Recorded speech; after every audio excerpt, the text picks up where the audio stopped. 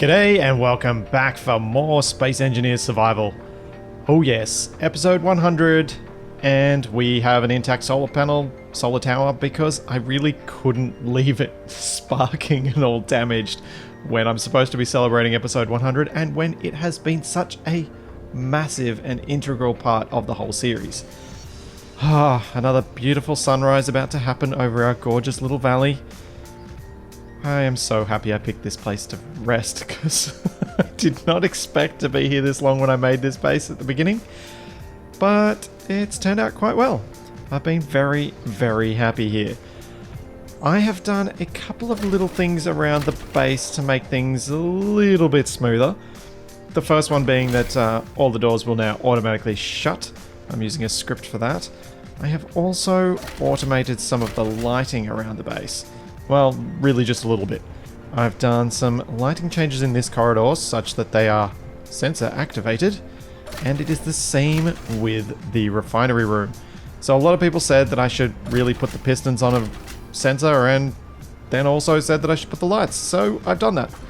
All of these are controlled by that sensor up there, which is nice because I think I may be getting at least close, but may even potentially be exceeding the maximum number of lights, and I can tell that when I go into spectator mode because some of them will flicker when I look at the whole base underground. Another suggestion that I really, really liked, but won't be able to do because I kind of feel like this room needs to be tight, is that these assemblers could go on advanced rotors and then spin, which would look awesome. However, I really like this space feeling cramped, and unfortunately these power upgrade modules, they occupy the full cube, so they won't be able to spin while the floor is where it is, the roof is where it is, the catwalk's where it is, and this far wall is where it is. I would need to create some extra space around it on all sides so that it can spin freely. But as I just said, I kind of like this feeling cramped. I kind of like this feeling like a tight space, like a space that lots of machinery is in. And I feel like we'd lose a lot of that to try and make it spin. Although, admittedly, spinning stuff does tend to make you feel like you've got a little less room anyway because it's a big object moving. But yeah, I don't know. I don't feel like I'd be as happy with it to create that extra room, even though it is going to look cool. But what that means is I want to use this in some other design in the future. I am absolutely going to put some assemblers with 4 upgrade modules like this and have them spinning somewhere in a room at some point in the future, just because it is such a cool idea. And there you go, you could hear the pistons start up then. Now, what are we going to do today? I have got quite a few plans of things that I want to achieve for this 100th episode, and it is going to be a doozy of an episode to get all of that done. I really want to kind of almost confirm exactly what we're going to be doing down this end. There might be some small adjustments, and how did I manage to get that wrong? There may be some small adjustments that we'll make, but generally speaking, I want to get the rough layout down here. And what I'm thinking is that the refinery room is very close here. I may have looked in Spectator and seen that if we go, ta-da, we've got refinery room, as you can see there. So that means we've got a very small gap between this corridor and the refinery room. I don't really want to make this thing longer. Looking down this way, it already feels like a very long space that you would have to walk down. So, since this is meant to be a walkable space, unless it's an airport, it doesn't quite feel right.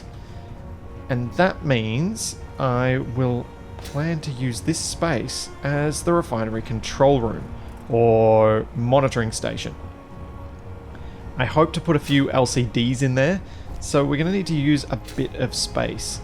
And to do that, unfortunately, I think it means I'm going to have to cut away some of this planned corridor. I think it's actually going to end up just being a wall.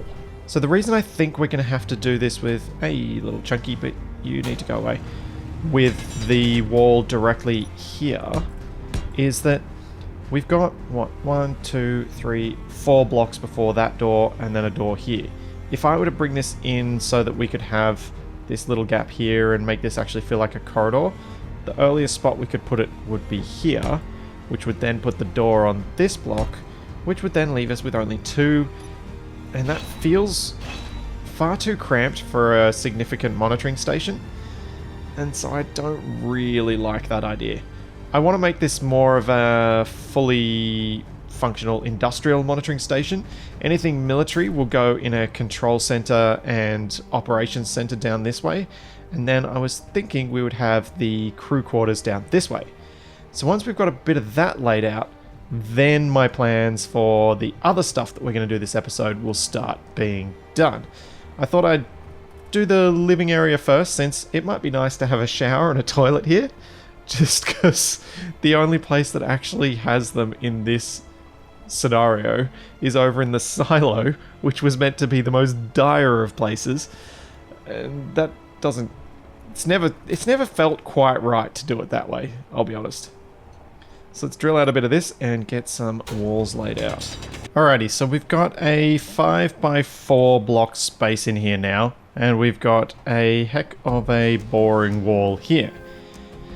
So, I suppose to make the wall a bit more interesting, we could whoops, these segments out, and I should have filled up my inventory with steel plates before grinding stuff down. I was thinking maybe we could do something a little bit like what we've got here, and have an inset with the slopes. It might be enough to just make that wall be broken up a little bit. Well, I think that kind of works. I don't think there's anything too wrong with it, except for what's going on the floor here.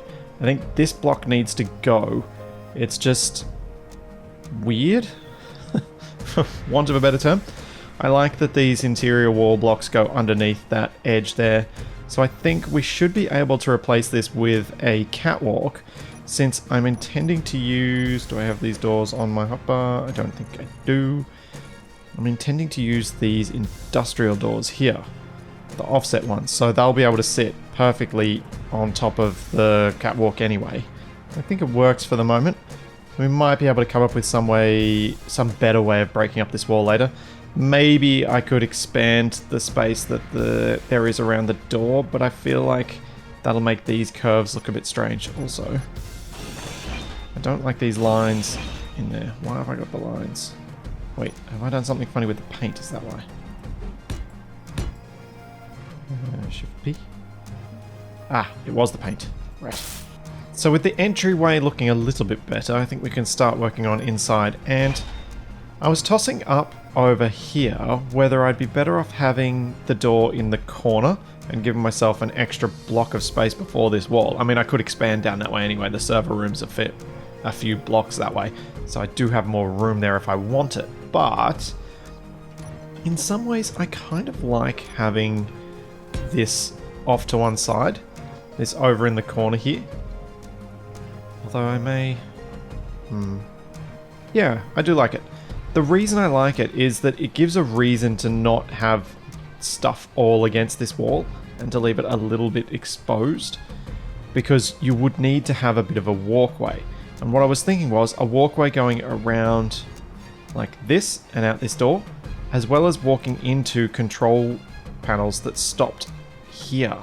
So if we go to, I think I've got them somewhere in here, yeah. If we go to these and we pop them down like, maybe a gap.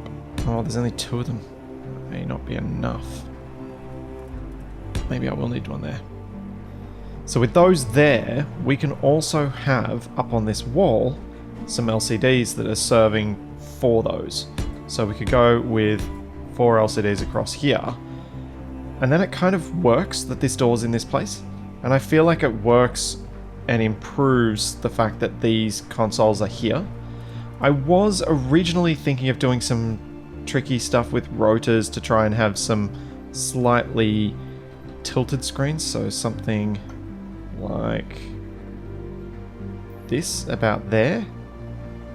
But I don't know if that's really going to be necessary, or if it's just going to make things look messy because I'm going to have to futz around with rotors probably from the ceiling actually. So something like this was what I was thinking. We've got a few consoles around this wall, we've got this console around here, we've got a corridor that can lead through to the refinery room itself, we've got some LCDs across here, and I plan on having the... Well, I've got a few ideas of what we can put on there. If I run out of LCD space, then I will try and set up something with a rotor to imitate this sort of screen, so these ones. But for now, I think having the Cult Command console ones is probably the best way to do it. And I also feel like if we have the roof and do something like this. So with these vents or the windows in the center, I think it'll give us a nice bit of depth in the ceiling. And then we've got a little bit of detailing with the 2x1 slopes and then the... What are these called again? Light armor corner 2x1 tip. Right, that is a mouthful. Yeah, I think that might work in here. So let's get a bunch of this welded up and see how we're going. Then we can have a look at these LCDs and maybe set up 1 or 2 now. But I plan to do a lot of the LCDs set up separately, not recording, because there's a lot of fiddling around in the control panel. And once I've got it set up, then showing how I've actually done it. Because... oh man, if I try and set that up, yeah, that almost works. If I try and set that up while I'm recording, it will be the most frustrating thing ever. Of course, once I get everything welded up, that would be when I think of how I should have been doing this. I think it could be a little bit of fun to see if we can replace these consoles with actual LCDs and text panels on small grid and use just the standard vanilla chair as all the chairs for the consoles. Yeah, we won't be able to actually interact with anything, but I think it'll look kind of cool if we make desks. Something similar-ish to how we did the work on the tram. So that sort of idea where we've got small grid blocks acting as a kind of chunky and kind of clunky interface. So now I have to go and grind these out and carry all the stuff I just brought to build them and take it back down. Ugh. So since I'm going for building the actual console, not just a rotor-mounted text panel, I thought I could go with the thing starting in the floor.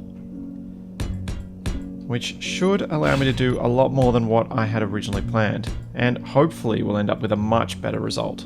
So we've got a bit of a platform here, and I was thinking it might look cool if we have some actual stairs on it rather than a ramp. So let's use these half blocks, because I believe you can walk up this step. Yes, you can. And this is actually something I've been wanting to do for a while, was to build some stairs out of small grid like that. Because I think I saw them in one of Black Armor's builds, one of his medieval gothic inspired ones. And it just seemed like something fun to do in Space Engineers, to actually make your own stairs. As I had not realised that on small grid you'd be able to walk up half a block like that, which is pretty cool. Not sure I'm going to use these mod railings or if I'll make my own, but for now I think they look... It kind of looks nice because the rest of this area is going to be pretty blocky. Oh, but can I walk past? Notes. Can walk past that though. Okay. It does have to be forward. That's going to make it a bit tight for the LCDs, I think. Which is a pity. So, if I was having a desk at that chair, I kind of want it to go... Is this going to let me place? If I get inside the chair space. Ah, it's the same grid. I need a subgrid. I need the desk to be a subgrid so I can bring it over the chair. Well... The rotor doesn't look too different from a chair leg, I guess. Now, that's probably too low. I think I might actually need it one up from there. Let's weld up this chair so that we can see. Oh, yes. I have metal inside my arms, or my arms are inside the metal, whichever way you want to look at it. That's not right. So, if instead we do this, and then use our half slabs like that. Maybe not all the way in, maybe just to there. Kind of feels too high, but this, I believe, is on a bit of displacement. There we go. How does that feel? Yeah! Sitting at it, I think that feels about right. We'll have all of our stuff above us. Yeah, cool. Alright, we have a desk. We have the start of an idea for a desk. Okay. So I've done things the same way I should have done it with the connector for the tank to the catapult. And I've placed all the blocks, and then I've placed the rotor parts so that I can actually get this thing working. And I want to put on rotor lock. So all I need to do now is actually hop in one of these chairs, search for rotor, and select all of the ones coloured white because they're all the ones on the local grid, and then we can do attach. And maybe they've all attached. It looks like it. Yeah. So now that we've got our desk, what I was thinking was we should get some sort of console on here, and the sort of console I was thinking was using a programmable block. Since it's got a screen, it's got something that looks like a keyboard, but it only attaches on its back, so I can't attach from the keyboard side, which is unfortunate. So what I'm going to need to do is create a little bit of something as a, well, sort of like a splashback would be in a kitchen. A little... I really can't think of the term for this. There probably is some sort of desk maker's term for what I'm trying to do, creating the little wall at the back of the desk, but I have no idea what it would be called. So this is the sort of shape I was thinking, something that's going to add a bit of space to attach things to the wall, and may, hopefully, facilitate us having some stuff attached even higher on the wall and maybe on rotors too, so that it's square on to where the person sits at the seat. Now, what I want to place in here is the programmable block first, and maybe 2 will look not too weird. There we go. So this is the point where I really, really, really would want a modded button panel, because the buttons on small grid are enormous. But I think we'll still go with maybe 3 across here. Just to give us, you know, something to actually interact with later, since we can't properly interact with these programmable blocks. Now, with that there, what I would like to do is pop, not a wide LCD panel. Do I want a big one? Do I want to put some text panels in first? Maybe I'll go with some text panels first. Sort of like that. And then I can do some bigger ones up on the wall. Alrighty, that's looking like a decent console so far. If I go and grab... how are we going to do this? Maybe if I do a sort of scaffold off the end here. What I really want to work out is a way that I can have our next row of panels slightly rotated. Yeah, that might be enough. Let's try it. Let's pop our rotor down. And then the plan would be to place a bunch of these blocks and then place the LCDs straight on it. Actually, this could really work. I feel like I should have tested this thing before, but I'm actually kinda happy. How's that gonna look from our chair? Big panels up there, little panels in front of me, desk in front of me. I kinda like it. Now, with it welded up, is it still okay? Yeah. Because from the chair, you're down low enough that you do see the top of these text panels, even though you don't properly see them from elsewhere. I think this kind of works. It's a lot of screen, but it's actually still angled well for someone standing down here and monitoring the people who are actually keeping an eye on it. Same as those ones. Yeah. I'm almost tempted to do them both in small grid now. Ooh. Maybe we'll see just how many screens we actually need, because I don't mind this with the mismatch. I quite like this one though. I think it's turned out about as well as I could have hoped. Yeah. The other nice thing about this is I've just added a bunch of extra programmable blocks to the base, so for any of these things that actually need to have scripts running to show up on the screens, I'll be able to run them on these programmable blocks directly, I think. So the first thing I want to set up is a power graph in here. And that's going to use a script made by Rahman, and he's made some very, very cool scripts. The other one that I'm already using is the one that monitors my sandbags. That LCD probably won't go in here. That LCD will go in the main combat monitoring station. This is all going to be for engineering systems, so this will be power, this will be cargo, etc, etc. Basically whatever I can come up with that might fill the screens and make it all look quite busy. May even make up some of my own pictures at some point. So this script's actually really quite easy to set up. All you've got to do is scroll down here to the settings. We've got to have this name in our LCD, and then we can set up our LCD to have a bunch of different things. It can either cycle between all of these different things, which is probably what I want to do with the large one. So I'm going to clear the custom data. I had it just set to usage, but I think I might have it cycle through them. The default will cycle every 10 seconds. Now, this little screen I want to use to have the usage. Oops, not edit text. I want it to do custom data. This will be usage. Then this next one will have... what were the other options? Can't even remember them now. There we go.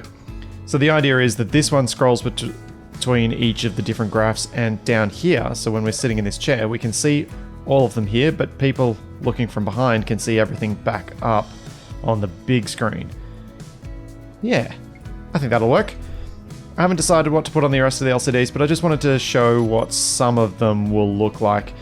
I might go back to trying to operate the little graphical battery display as well that I used to have up on this wall, and I will almost certainly have Izzy's solar info displaying as well. There we go. I've made a slight darkish blue tinge to the light in here, just because imagining these things throwing off some of their own light. And yeah, I kind of like it. I think this has worked out pretty well. I'm quite happy. I'm sure there are some more little adjustments we can make, and I will have to think about what I'm going to put on all of these extra LCDs and all of these ones as well. But for now, that's kind of the idea I was going for, so I think it might be time to move on to the next task. This is something that I had talked about and had thought I would have done a long time ago. I am really surprised it took me this long to get to this point. Normally, a living quarters is one of the first things I love building because I like trying to design spaces with a fairly limited mod set. Seeing how I can go in terms of making something that feels like a proper bedroom, that doesn't feel too big and too ridiculously oversized. In thinking about the living quarters, there are a few decisions that need to be made. The first one being, how do these people actually live? Are they going to have their own little apartments with their own little eating areas in each one? Are they going to have some sort of communal mess hall? Are they going to have big apartments? Are they going to have bunk rooms? Are they going to have any of that sort of stuff? And I think, for the most part, they'll have a shared living area. I think that kind of fits with this sort of cafe fridge thing at the front, if that actually ends up staying there. And with the bedrooms, I think those will be mainly individual, though I will, I think, have a few of them that are combined. So not bunkhouses, but more a pair of bedrooms coming off a central corridor which has their shared bathroom attached to it. I think that could work. Or maybe even maybe 2 or more bedrooms. The other thing to think about is just how many people operate this facility. From a roleplay storyline sort of point of view, how many people do you think would need to be in this place for it to be as big as it is? There are a lot of vehicles downstairs, there's a lot of maintenance that would need to go along with that, there's a large refinery area, there's a control room, there's going to be an operations center, there's the silo nearby and the support staff that would be needed for that, there's a tram, so it would need to be relatively big. Which probably means I should get on with it, rather than talking about it, and I think what we'll need is at least this much space before going back to the corridor so we don't pop out in the windows behind the rock here. And yeah, there's definitely enough depth there to not run into the elevator, which is good. So maybe we'll start with here. I think that could be a good place for the first room to start.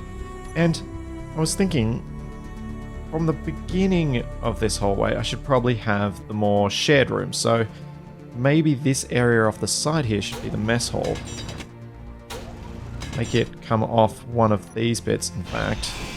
This should probably be more like this entry round here. For our mess hall, what I was thinking was maybe we could make this look like it has a separated kitchen. But one of the problems I see with that is I kind of feel weird if I was coming up to a service counter and the sink is right there. And we don't really have an opportunity to get around that. So I could put one sink there and then another sink. That's the refrigerator. Another sink there and have a nice long counter, but there'll be 2 sinks in it, which just feels not quite right to me. Doesn't feel like a service counter, which is unfortunate because it's kind of what I was going to go for. So instead, what I think I will do is make this like a self-service kitchen. Trying to get the feel of these rooms right is always my aim here. And I think I'm just feeling like this space in front of the kitchen is really open. I know it should be a bit open, but I kind of wish I could put something on a half block here because that'd bring it just about right. I suspect for now though, we'll just have to leave it as is and see how full it feels once I've decorated the floor with interior blocks and actually put these tables in and welded everything up. Now, The other thing that's supposed to be in this room is some entertainment. And I think we might have a couple of options for that. Let's see what we've got. We've got our Pac-Man and Space Invaders and Mortal Kombat. And we've got... I knew we had a pool table. And we could probably have a few couches around as well. Then... I think I might just have the one arcade machine. With a pool table in front of the benches. Then through here, we can have a door that goes through to our little bathroom. So I think if we have a toilet there, and then I'm pretty sure this is how I did it over in the silo. And then doors there, and then a wall in between. We've got a couple of stalls in, and we've also got a couple of sinks, and I think that'll be enough. Doesn't need to be too big. Plus, the ceiling in here is going to be high enough that I should be able to put a light in each stall as well, which will be fitting for this side of the base. Okay, so even though it's wireframe, I think we can kind of get a feel for this place. Got all our tables and chairs, and we got plenty of them. Got our little bench, we've got our pool table, our console, arcade machine, kitchen area, bathroom with multiple sinks and a couple of stalls. Yeah, I think that will work nicely as a mess hall. And now we probably want to put the med bay across the way from that and then do our living quarters further down. I was contemplating having the command center be quite large and have an integrated medical room and all that sort of stuff and make it all highly defensive and things like that. However, I think that's overkill. I think that's totally unnecessary, and given the way the rest of this base is, it's clearly only meant to deter invaders. It's not a proper full-on military installation. Yes, it's got the giant blast doors down over the garage, but then it's also got giant panes of glass in the front room. So, not a full-on military installation then, which means what I think I will do is have a large command area that is just directly off this, not down a hallway and separated and everything like that. So until we have the survival kit, there's limited stuff that you can do for a medical room. We've got the actual medical room block itself. Normally I would put things like oxygen tanks and that side of thing in there as well. And then I suppose we've got beds. That's kind of all we've got. You can have a couple of beds. What I might try and do, which could be fun now that I think about it, is maybe see... Oh, wait, first. Are these beds able to go on... No. Dang it. I was hoping the beds would be able to go on small grid. Because then I could do a little raised floor area and have it all in small grid. And with it being in small grid, I would be able to build little monitors out of the text panels. I could still do that. But it won't be as easy. Might give it a try though. So I'm going to weld this up and then I'm going to start doing work on this medroom.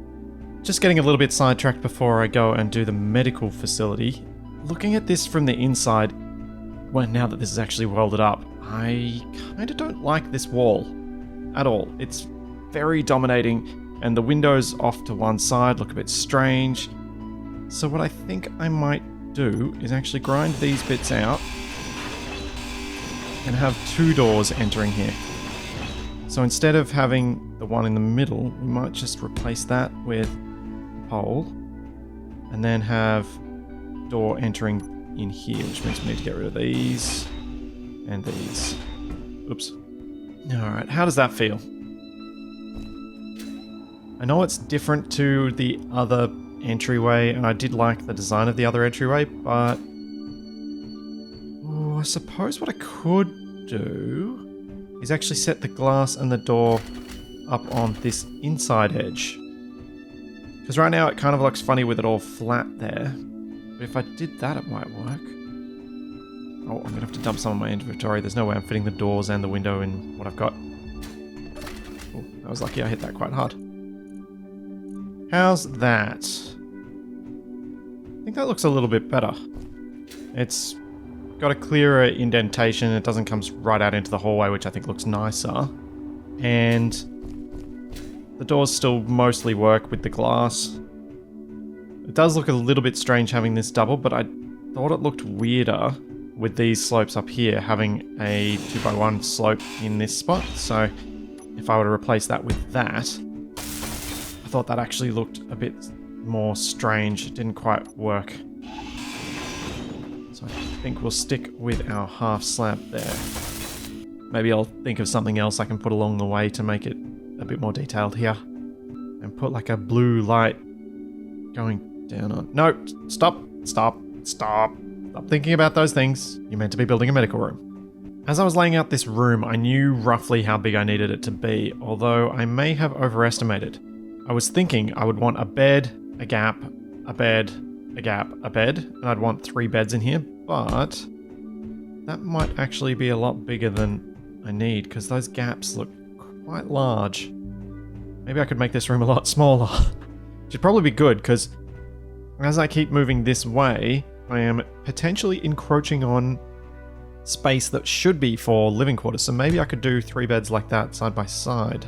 I also wanted to have a bit of an airlock room before the medical facility, just, you know, infection control, both keeping the infections in and preventing any infections getting in if someone's particularly unwell. So, now, my thoughts on a monitoring station. What I was thinking I would do was... I don't want the wall right there. Maybe the wall can go here. Then, like I did before, do the whole rotor onto a small rotor head thing. I think I may have just discovered a reason to use advanced rotors for this trick. You can get things much more flush against the surface, I think, of the other blocks. So, with this being a standard rotor, if I bring this right the way back, there's still a huge gap. I know I could have the half blocks on the block I just accidentally ground off, so this one, but then I wouldn't be able to use slopes to transition it nicely to the surface of the wall. So I think I'm going to have to replace this with an advanced rotor. That means from now on, whenever I do this trick, I am absolutely, every single time, going to be using advanced rotors, because I hadn't realized that there was a genuine benefit to it before just now. One thing I have been thinking of as I've been doing this is that I might need to create a little LCD pack of medical displays. I could use Whip's image converter and do something that way and keep it all vanilla, but that does have performance impacts. You're actually better off with the proper modded in images, which is why I've been doing those so much more often lately. Plus you get a higher resolution, so for a little text panel I should be able to get some nice detailed information in there. That will not be happening today, but it is something that I think could be fun to do. It might be a useful thing for a lot of people who like to roleplay and put in rooms like this into their own bases. Now, what I was thinking I would do across here is use these half slope pieces. Now I could put this on a rotor, but I think since I would rather have it against the wall, having it on a rotor is not ideal. Because if I had it on a rotor, it couldn't be actually in this block, the support structure. It'd have to be a block out from there. I could possibly swing it into that position and have it kind of an L piece coming off the rotor over here if the rotor was on that block. But I think that'll make over here look funny. And I feel like this is probably the neatest option I've got available. I kind of feel like it might need to be lower. Like 1 block lower. I mean, most of these monitoring things in hospitals are above the beds and often just barely above door height, which, you know, is where I had it. But I feel like if we go down 1 further, it'll look less like it's weirdly high, because these beds are quite low, whereas our real hospital bed is actually quite high. Yeah, that feels a bit better. It feels more natural to be looking at that height, and that is roughly just above door height, so I think that will work. Whether I want to have more monitoring than that, I'm not sure right now. I think that will probably do. Something I should have added before I put all these blocks in though, because I think it's going to stop me from doing it, is a sink at the end of this corridor, or at the end of the room. Okay, I think this room might look alright if we have the medical room over on the corner here. Like that. And then, for lack of a better option, I was thinking of using one of these consoles as the medical professional's little office chair thing.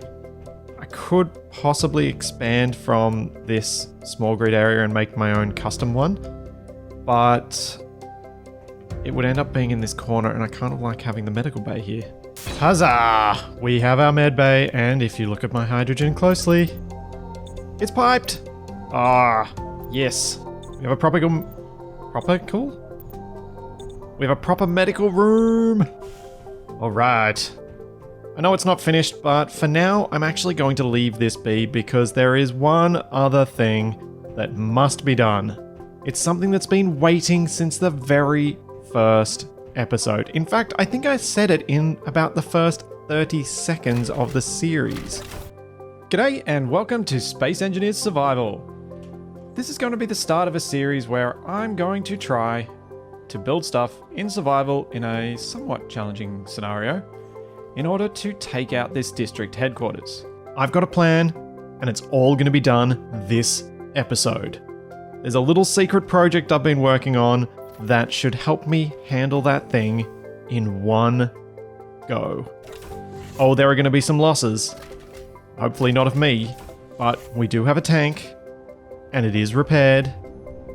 Mostly. I obviously forgot to replace that Gatling gun and haven't replaced those conveyors. Okay, it's not entirely repaired. I need to do a little bit of work on that. That's fine. We have a catapult, but what I'm about to build is going to keep all of this much safer. I'm going to build a drone swarm. So let's get cracking. I was thinking battery, then connector directly underneath the battery. And then using the side ports on the connector, we'll pipe up the guns that are going to be on each side. I was thinking that these drones, they're actually going to be defending me against both ground and air threats, so I need to be able to shoot above and below the drone.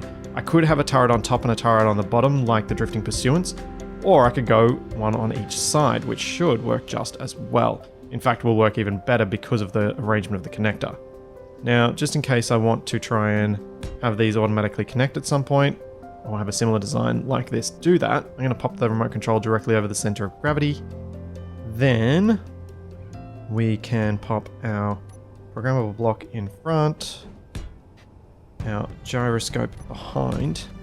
That is not behind. Just need one of those there and one of those there to allow me to pop our Gatling guns on in the position I need them. Is that right? Yes.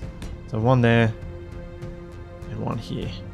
Then I'll be able to put a single little conveyor tube to join them up to the connector, and that way these things will be able to rearm quite easily. This is very similar to my little pits drone that I did as a tutorial on how to use the autopilot. Sideways thrust is going to be a bit fiddly on this thing. I think one there and one the other way, and then doing the same on this side. I should probably weld this up because I'm about to start blocking off access to the battery. Alright, that should do for the moment. Now we need to continue what we're doing, which was thrusters. We go one that way, one this way. The reason I did these... Oh, actually, one... Yeah. That's how I had them, wasn't it? No, I did have it above. So the reason I wanted to put these thrusters facing both directions on each side was if these get shot off, it'll still be able to maneuver because these are on the back side or the front side. I think that's actually the front. So the idea being that it's got a little bit more resilience than it might otherwise. Now we need a couple of reversing thrusters, so we can go one there, bit of forward thrust, one there and one. Nope. Now this thing's turning out to be quite expensive because I've got a lot of thrusters on it, but I think it'll be worth it for the drama. Alrighty, and that's it, I think. I bet there's something I've forgotten, but for now it feels like that's it.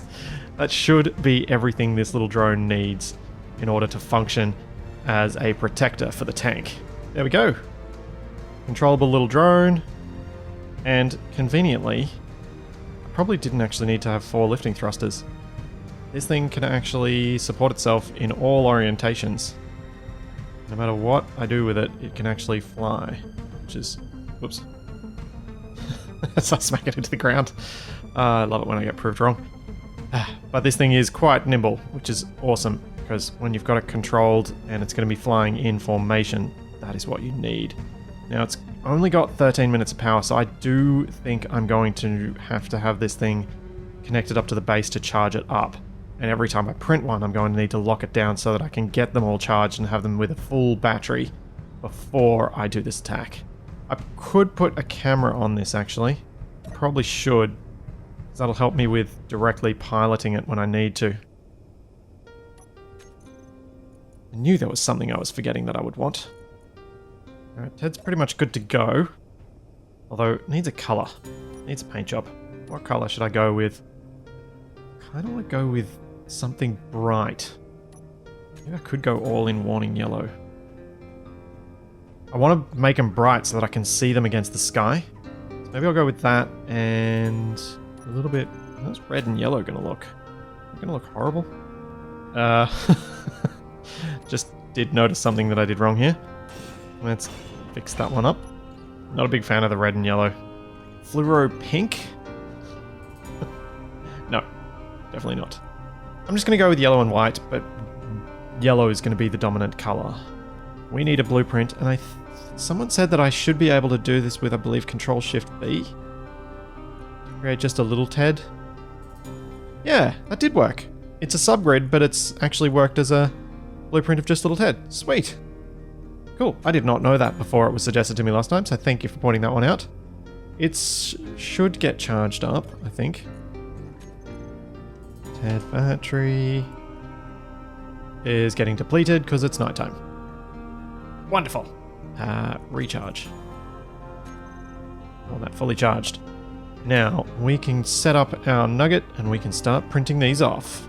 One thing I noticed while I was flying these around, and yes, I have built a lot of them. I might have gone a bit overboard. I've built 20. I don't know if I've got enough ammunition for all of them, but it'll be fine. I'm sure we'll be able to get enough to put in each. I probably won't expect them to survive long enough to use up more than a couple of cases per turret. So I think it'll stretch.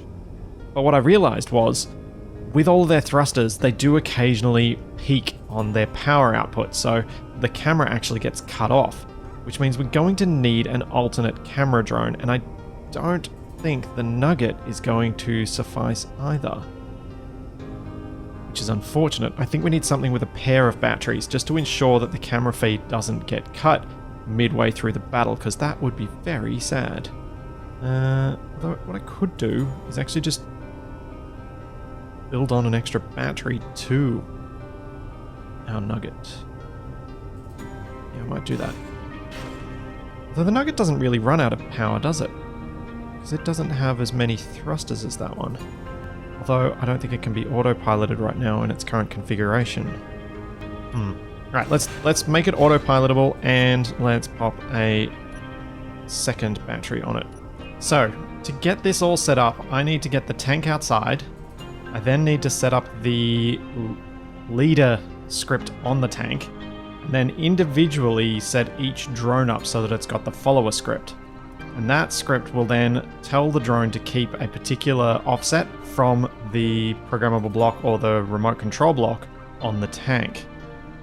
That's going to be a bit fiddly, but I reckon it'll totally be worth it once we've got it all set up, because it will look incredibly cool to have this escorted by our own drones.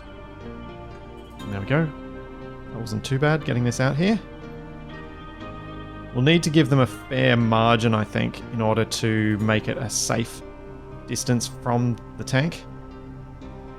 And a safe distance from the ground as we drive around. But hopefully it'll still be within a nice visual range so that we can really get that effect of this thing being protected by a huge swarm. So we've got an hour or maybe half an hour of power. Hopefully that is long enough for me to get there. Probably should have thought about that aspect of it. Maybe I should have made a massive goose trailer for this. In fact, that's something I should probably do in the future, is make a goose trailer to carry a bunch of these so that they don't have to fly the whole way to the enemy position. See, there we go, I lost the camera. And that was because I was braking and trying to go up at the same time. Let's set this one up before we actually set up the others so that I can show you what this does. This is actually how I managed to get the enemy drones to fly in formation. So, formation flight leader script, copy to editor. This is fairly simple to set up.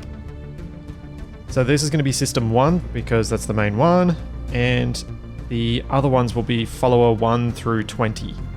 Actually, we might call this follower system is Roadrunner. Now let's get our little TED terminal. We go remote, and we go PB formation, edit, browse, and then we do follower. Now this one, I am going to do system ID Roadrunner, and this will be drone 3. And now our inventory multiplier setting of the world is 3. So I'm going to want this relatively high above the tank. So let's go 0, and then we'll go our up down. Let's go 50 meters and see what happens. Check code. Okay. Okay.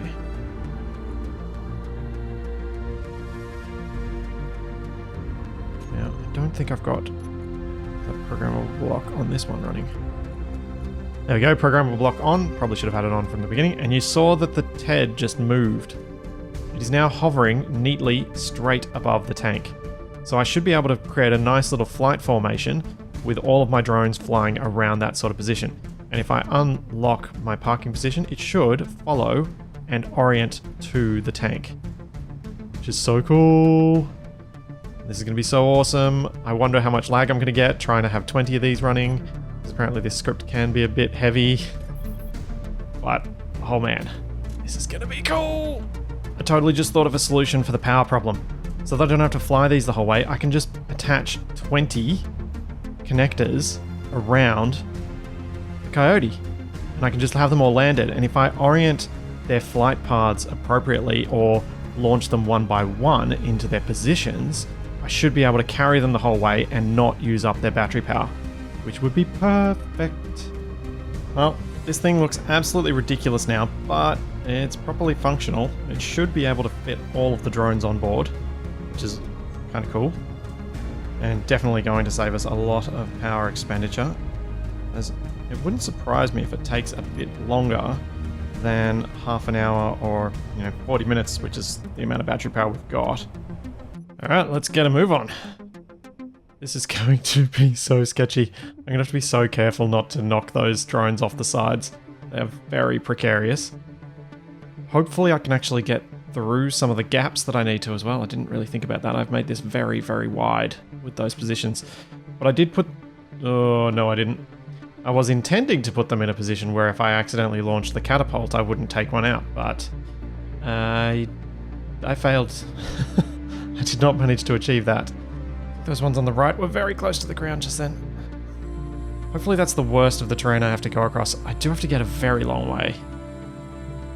I've got to go all the way across the ice lake and then hope that I go up the correct valley. Hopefully it's one that I can actually drive my way out of.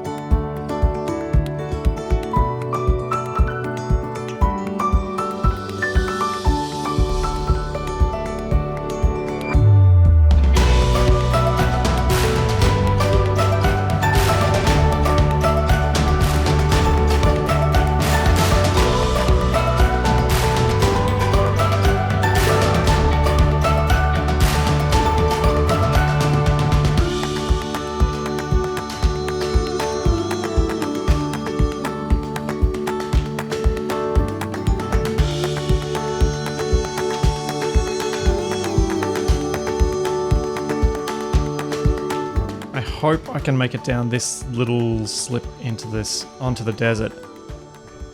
Alright, this is the bit I'm gonna have to get a little bit lucky with, I think. It looks like there's one smooth path down here, and that's it.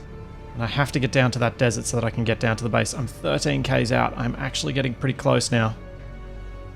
This looks all very sketchy. Oh, come on. You can squeeze through there. At least this is downhill. Coming home is going to be interesting.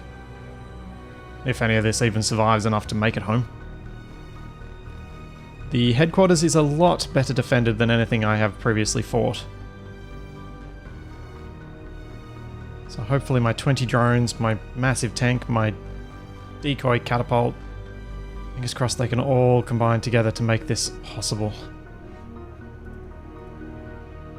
I would like to end the 100th episode on a win. It would be nice. Looks good. Looks good. And now we are plunged into darkness. That was incredibly fortunate timing. Can't believe I just made it down as it went pitch dark. Thank you. Thank you. I was expecting that to all go horribly wrong. I've already lost a pair of wheels off the catapult, so I'm hoping not to lose any more. Let's see how much more progress I can make across the desert before this shadow completely engulfs my path. See if I can catch up to it. I should probably camp out somewhere for the night and then make the progress and make the attack in the morning. Because I am going to need to drive relatively aggressively to get into the base before it spawns too many drones against me. It seems like I'm safe from the drones at the moment. I've only got the beacon showing. So if I keep pushing my luck, I may end up within the antenna range. I did see it relatively recently when I was back at home base. So I'm hoping it's at its shortest range at the moment. Alright. I think this is the camping spot. Any closer and I'm going to cause myself all manner of grief. The sun has risen. That means it's almost ready for battle time. I think the first thing I should do is get the drones up in the air, because then I should be able to move into position, get the catapult firing, see if it's taking out enough of the enemy fire, or drawing enough of the enemy fire that the drones might have a chance to get in there and actually do some real damage. And then, once that's all done, then I can finally move the tank in. So, let's get into position on top of this hill, and then we'll start launching these drones, and my plan with them is to spread and space at the same time. Try to spread them out at about a 50 meter sort of grid, so each one 50 meters spacing from the other, and in rows and columns of that same dimension. That should give me enough spread that they hopefully won't hit each other too easily, but also should give me a nice wide front to protect me from any drones that are coming in on my position while we're getting things prepped. I know that this district headquarters is a lot better armed than any of the things I've taken on so far. Pretty sure it's got missile turrets and a whole raft of Gatling turrets. It's also got a bunch of antennas to spawn drones from, which is going to be very, very painful if they end up spawning on top of me. Oh, that's not pretty. I should probably not do that again. Okay, now let's go thrusters. Let's turn them all on. And let's go connectors. Oh dear, this is not good. TED connector off. Okay, all the drones are now in the air. That's exactly what I wanted, because now I can take control of them relatively easily. Let's move them out of the way of the other ones, and then let's set up our controls with our new little script. Now, our formation script is going to be follow. So there's our follow script. This will be Roadrunner. And I'm just going to go naming them sequentially. Drone 1, 2, it doesn't really matter which one's which, just as long as I remember to change that number each time. Now for this, I want it to be up in the air, probably 100 meters so that it doesn't end up hitting into the ground as we drive around, particularly if we're tilting off to one side. The ones at the outer edge might hit the ground if I don't give enough clearance. I want it to actually be... So let's start with 150 meters off to the right. Yeah, 150 meters off to the right and 250 meters ahead. So let's copy all that so that I don't need to search it again. Check code. Okay. Okay. And now, our drone should get in position just as the stinging adversary comes in. No, don't shoot the tank. Don't shoot the tank. Someone shot the back of the turret. That's just rude. Anyway, one antenna in position. Let's get the next one. Control. Okay. Remote access. Terminal. Gonna have to be doing this a lot of times. Alrighty. So this time we want to move it still forward 250, but we want to move it starting to go left from that position. So I'm gonna copy again. Oh, almost forgot to rename the drone. I think it matters if you have them all named the same thing. I don't think it works as well. Or at least it seemed to break down a little bit. Oh dear. Okay, why didn't that one work? Oh, because it's off. There we go, on. I was lucky that one was off because I hadn't moved it out of the group. So I need to make sure that each time I take control of one, that I actually move it out of the way so it doesn't smack into the next one in the row. Well, that was good timing to get everything up. And check it out. We have 20 drones up there, ready for this drifting pursuant. And if I move, they will all move perfectly with me. Oh, it's so cool. So very, very cool. So now the plan is to get close enough that we can set up the catapult. I will probably need to keep the drones back a little bit so that I can move the catapult forward on its own to get it in a good position. Let's see how we handle this drifting pursuant, because I really, really don't want the tank to get shot up before it actually gets into the battle.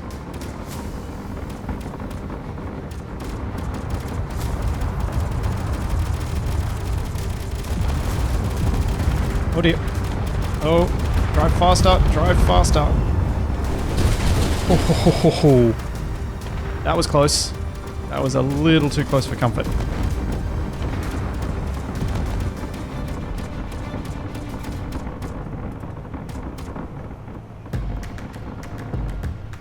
Okay. Now we're onto the sand. We do not have far to go now. So if the drones are 250 meters ahead of me, I want to stop probably at about 1.5 Ks. If I go any further forward than that, I will put the drones into the line of fire, which I don't want to do just yet. Oh, great, there's a drifting pursuant coming in. All right, time to stop. Detach the catapult and take it forward. Oh geez, I should not have gotten out while there's a drifting pursuant out there. Didn't think about the shrapnel coming down. Oh, don't hit the... Oh, it's sprayed all over the catapult.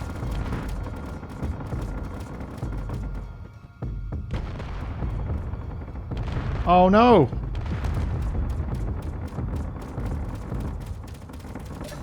We lost our camera. Cameraman down! Alright, Reggie, you're gonna need a new spot. I think that row of oddly shaped little hills is probably about where we want to be. And then we can test out and see if these things are going to launch in far enough. Hopefully, I can get this in position, get it ready and launching before anything comes and gets spawned, so that this thing will actually be protected by the drones coming through in behind it. That's the big worry. If I can't orchestrate this well enough, I'll be leaving the catapult well and truly exposed. But if I don't take the catapult forward first, I'll leave the drones exposed. So it's always a bit of a toss-up. But at least, if I stay behind this line of... I don't even know what to call this. I should be in a good position. Alright. That looks pretty good. Let's park. Let's grab our timer block that's, I think... Yeah, you got turned off. On. Alright. Let's get up on top of this hill and let's watch and see what happens. Okay. Looking good. Nice and high. Probably a bit too high. But it does mean they stay in the air longer. Are we getting targeted? Oh yeah, rockets incoming. Oh yeah. That is good. Alright, I think I'm happy enough with the aiming on it. It's grabbing the attention of the rockets, which is what I really want, since those will not end well for me. Oh, stinging adversary, that's bad. Maybe it'll get distracted by them. This is why this has turrets. Oh yeah. Down goes the stinging adversary. Okay. Alright. Catapult is launching and working, and wow, is it drawing a lot of fire. Nice. Very, very nice. Back to the tank. Let's go. Time for the drones to join the fun. Drones on their way in. I think I'm going to have to take a wide road around. Hopefully if I take long enough, all of the base's missiles will be run out before I even get in there. I need to swing wide around this little hillock line so that I can actually stay relatively level, because I think those will be steep enough that I would probably face plant some of the drones into the ground. It's obviously not desirable. Those little Capac stand-ins flying high into the air. So beautiful. At least with the rocket turrets, you know that they're actually working. Because you can see all of the fire getting pulled. Alright, those ones are almost in range. Whoa, it's drawing a lot of fire. Oh, there's a drifting pursuant. Alright, in we go. Gotta protect the catapult, because it is doing a lot to protect everything else. Go, you little drones. Come on. You can do it. Take out that drifting pursuant.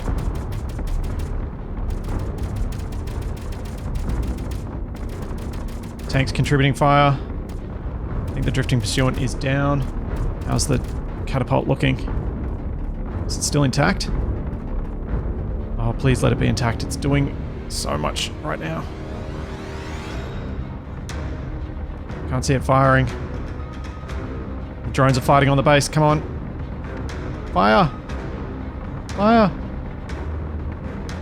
Oh, the missile turrets are still active. They've still got missiles left. That's not good. I'm in range of them now. Okay, the catapult, launch, stuff. Alright, I'm taking fire. Time to pay attention.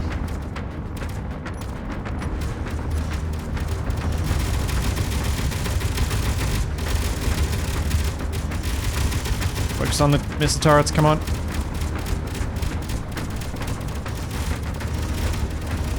Alright, I think there's a turret little pillbox thing there.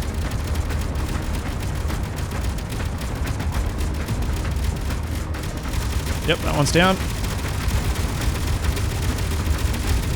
That one's already down. Oh, something's getting hit. Oh, I lost one of my side guns. No. Oh no, I've lost both. No. I didn't think that would survive long. Against a proper enemy. Alright. Alright. Please let that be light armor. Saw a turret behind there. Now I can't see it. There it is.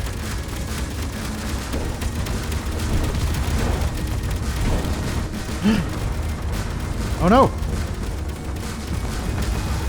Turret got shot down. Is it re-welded? It's re-welded, but I can't take control of it. Oh no! Taking a lot of fire. I'm taking a lot of fire. Do I have any drones left? Oh no. I have lost most of the drones. This is not going well.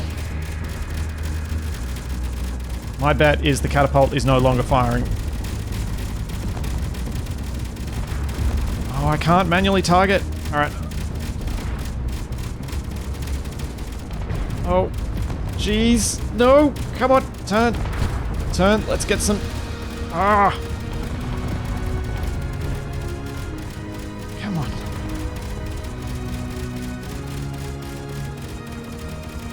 Still got a few drones up. Would you guys do something? Oh, I need to have more controllable turrets on my hotbar.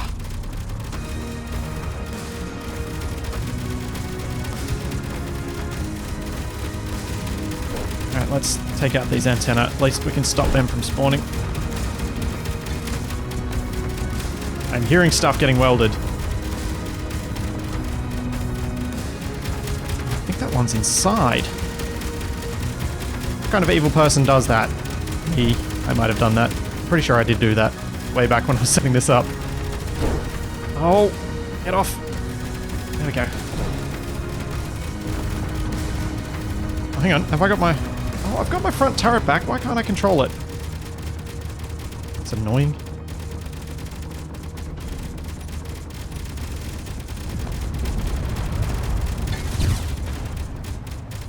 Oh. Oh no, drifting pursuit! Oh, I can't see anything.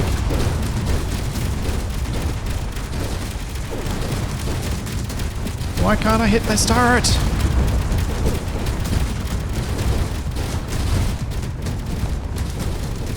Oh jeez, I've taken a lot of fire. I can't believe how long I've withstood all this. This thing's a lot tougher than I even gave it credit for. There we go.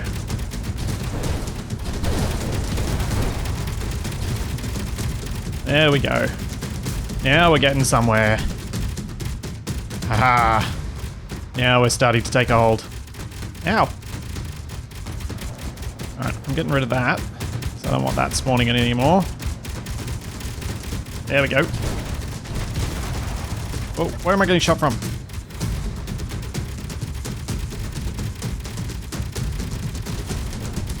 Am I shooting myself? Is that the problem?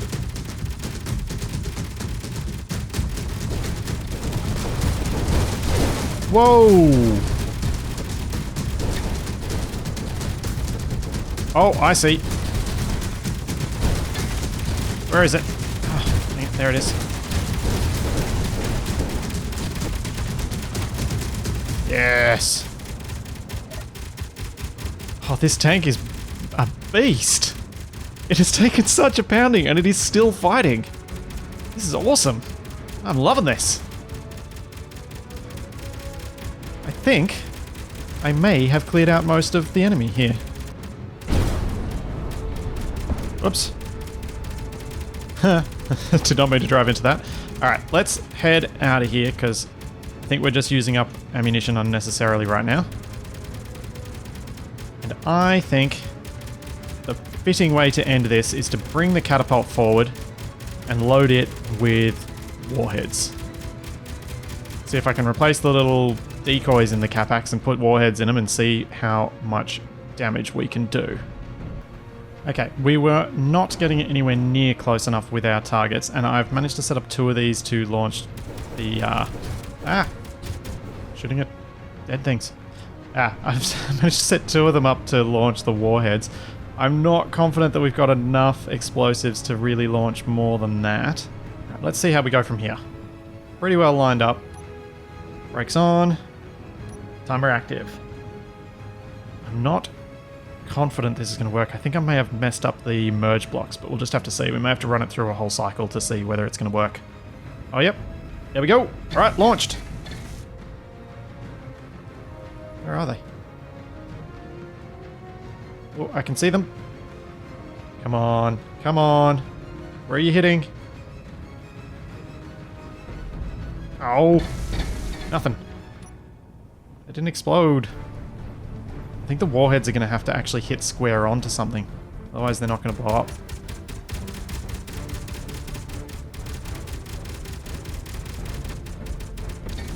Okay. Let's turn off our welders. Let's turn off our launcher. Because this is clearly not working. Whoa! Missiles! Incoming! Missiles! Bad! Bad! Bad! Holy moly! Oh, where did I just launch those? How did they get more missiles? I thought they were out. They didn't shoot the tank. What's going on? Oh no, now there's a drifting pursuant coming in. Wonderful. Wonderful, wonderful, wonderful. Right. So what I was thinking of doing was taking the armor off the little decoy, the little warheads, but one of the problems with that is if I take the... I think I just shot up my own subgrid. Whoa! Okay, and got landed on. Fantastic. Oh. I think we can... Oh, jeez. Am I going to get any of this out intact? Oh. Well, that's the end of the catapult, I think. Certainly did its job.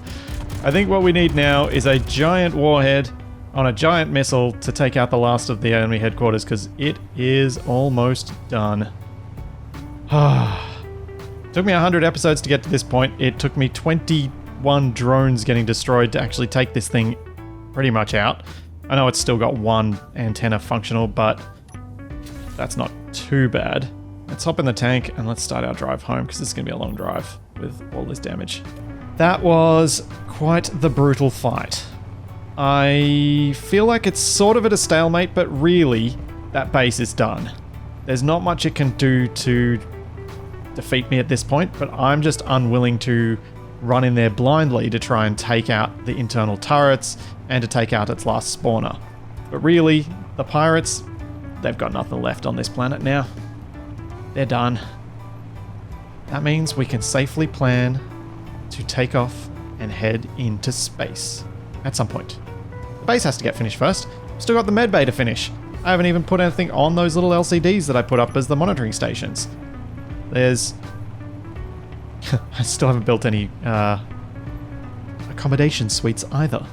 So with that, we come to the end of 100 episodes of Survival Maybe. I cannot believe how much has been done since the start of this. I am amazed at where Space Engineers has gone in the time that I've been playing this series. And I am getting attacked by a drone. In the middle of my outro. That's just rude. Rude! Why interrupt me? I'm gonna have to be careful to make sure this thing doesn't land on me. Come on. Take it down. Take it down. Let me get back to my outro. Oh, come on, come on, come on. Yes, done. Done. Alright. Back to the outro, looking at the sun setting. Hey, stop shooting up my own tank. Jeez. Anyway. Space Engineers had a totally different graphical look. It had wheels that were all slidey, and it certainly didn't seem like it could manage the kind of thing that I am driving right now. And yet, here we are now, being able to do this thing. So many changes, so many improvements, and I am very happy to say that there is so much more to come, because I have to finish off this base. Oh yes. We'll be getting some proper building done over the next few episodes, so there's all that, and as always, plenty more to come, and I will see you then.